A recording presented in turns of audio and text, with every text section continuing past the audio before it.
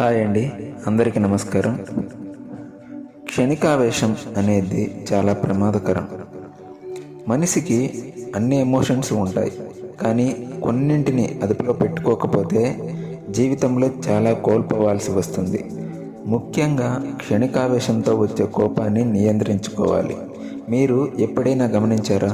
అసలు ఏం చేస్తున్నారో అర్థం కాకుండా ఊగిపోతూ ఉంటారు.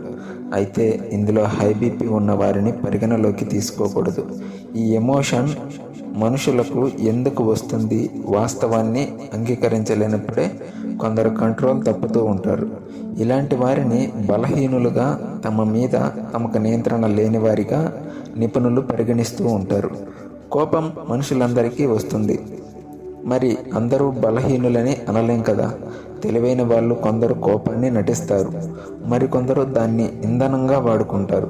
అవును, ఉద్యోగులతో సక్రమంగా పని చేయించడానికి బాస్, పిల్లలు తప్పుదోవలకి వెళ్లకుండా తల్లిదండ్రులు, శ్రద్ధ లేని విద్యార్థికి నేర్పించే శిక్షకుడు కేవలం కోపం నటిస్తారు.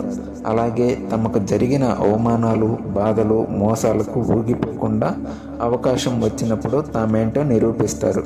కాబట్టి ఈసారి కోపం వస్తున్నప్పుడు నియంత్రణలో ఉన్నారో లేదో గమనించండి. వాస్తవాన్ని గమనించి అందులోంచి బయటకు రండి, లేదంటే అది ఎక్కడికో తీసుకెళ్తుంది. క్షణికావేశం మీకెప్పుడైనా తీరని లోటు మిగిల్చిందా? కామెంట్ చేయండి. ఈ వీడియో కనుక మీకు నచ్చినట్లయితే లైక్ చేసి, షేర్ చేసి, సబ్స్క్రైబ్ చేసుకోండి.